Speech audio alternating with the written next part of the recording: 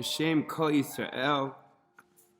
Tonight's story is brought to you by Rabbi M. Brandwine in the book of Shlomoleh. It's an amazing story. Rabbi Tzvi Hirsch was a teenager. He grew up in Borough Park in the 50s. And that was a time of spiritual decline, of a lot of questions, and in general, of an abandonment of performance of Torah and mitzvos for many yeshiva kids after the Holocaust. And Rav Tzvi Hirsch, again back then just Tzvi Hirsch, had a lot of questions. He read a lot of academic works. He was also studying philosophy at New York College. And so he wasn't really doing too many mitzvahs anymore.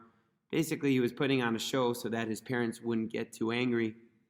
And one night, he and his friends heard about this guy named Shlomo Carlebach, who in Crown Heights, not too far away, apparently was having nice sessions full of music, Hasidic stories, and explanations. And so he and his friends snuck out of night Seder, of their night learning, folded away their Gemaras, went out the back door, and headed to Crown Heights to meet the Shlomo Carlebach guy that everyone was talking about. And knocks on the door. There's this tiny little basement, and Shlomo happened to be looking for some book with his huge library. He didn't even notice them. And Tzvi Hirsch says, "Hey, you got guests, Shlomo?" So Shlomo noticed that he had some guests. He offered them some water. He smiled. He gave them a hug. And he says, "No, what you come here for? What are you doing with your lives?" They explained they were yeshiva students. And they had some questions. They had philosophical questions.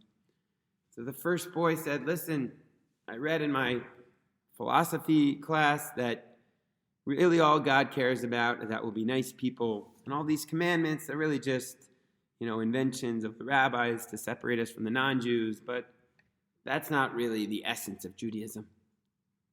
And I, said Tzvi Hirsch, asked his question about, why would a great God actually care about us doing Torah and mitzvos, fulfilling such small acts? Why would that make a difference to God? And the third boy asked a similar question along the same lines. And Shlomo just listened really attentively, not with a trace of anger, until it was his turn. And he took out a Rav Nachman book and a Rav Tzadok Kohen, and he explained that the world that we see is not the real world, and that there's a lot of chaos. There's a lot of illusion here. But the truth is that God gave us Torah and mitzvahs, and it's there to lift us up from just being simple animals. But he gave us these Torah and mitzvahs so that we could cling to the Shekhinah, cling to Hashem, and spoke in this manner for a long time. And the night got later and later until Shlomo took out his guitar and he started singing. Ruach, Ruach,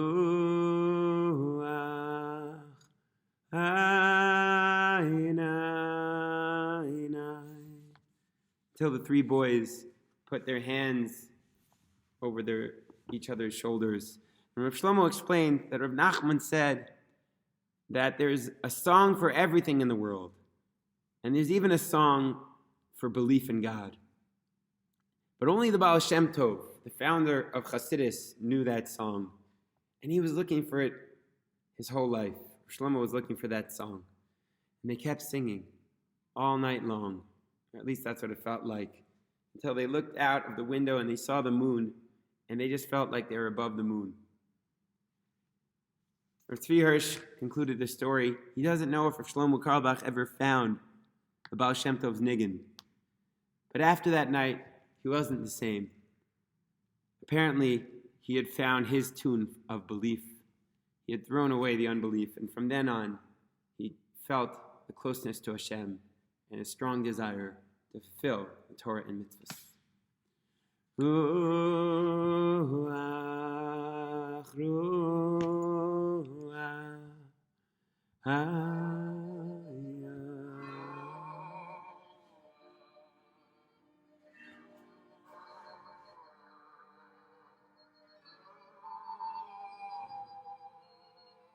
may you have mamash the sweetest of the sweetest, holiest of the holiest night. Shem Kol Yisrael.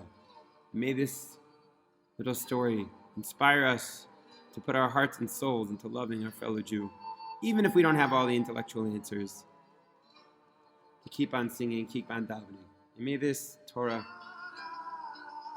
serve as a protection for the whole Jewish people, wherever they are, in the whole world.